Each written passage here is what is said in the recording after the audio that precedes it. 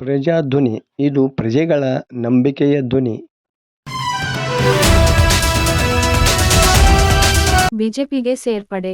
ಲಕ್ಷ್ಮೇಶ್ವರ ತಾಲ್ಲೂಕಿನ ಯಳವತ್ತಿ ಗ್ರಾಮದ 11 ಜನ ಅಭಿಮಾನಿಗಳು ಕಾಂಗ್ರೆಸ್ ತೊರೆದು ಸೋಮವಾರ ಬಿಜೆಪಿಗೆ ಸೇರ್ಪಡೆಗೊಂಡರು. ಈ ಸಂದರ್ಭದಲ್ಲಿ ಶಾಸಕ ಡಾ.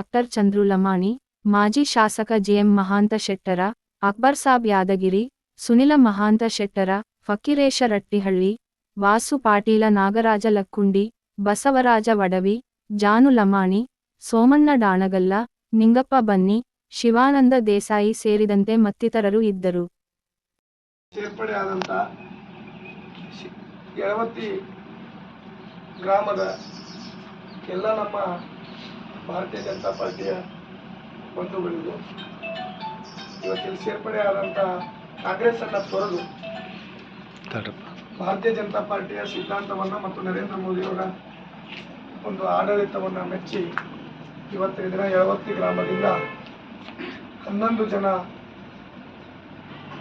ನಮ್ಮ ಮುಸ್ಲಿಂ ಬಾಂಧವರು ಇವತ್ತಿನ ದಿನ ಭಾರತೀಯ ಜನತಾ ಪಾರ್ಟಿಗೆ ಸೇರ್ಪಡೆ ಆಗಿದ್ದಾರೆ.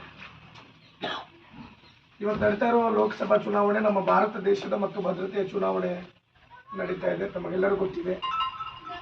ಇವತ್ತು ಮುಸ್ಲಿಂ ಬಾಂಧವರಿಗೂ ಸಹಿತ ಬಹಳಷ್ಟು ಯೋಜನೆಗಳು ಇವತ್ತು ಮಹಿಳೆಯರಿಗಾಗಿ, ಮುಸ್ಲಿಂ ಮಹಿಳೆಯರಿಗಾಗಿ ತ್ರಿವಳಿ ತಲಾಖನ್ನು ರದ್ದು ಮಾಡಿದವರು ಇವತ್ತು ಯಾವುದಾದ್ರೂ ಸರ್ಕಾರ ಇದ್ರೆ ಅದು ಭಾರತೀಯ ಜನತಾ ಪಾರ್ಟಿಯ ಸರ್ಕಾರ ಅಂತ ಇವತ್ತು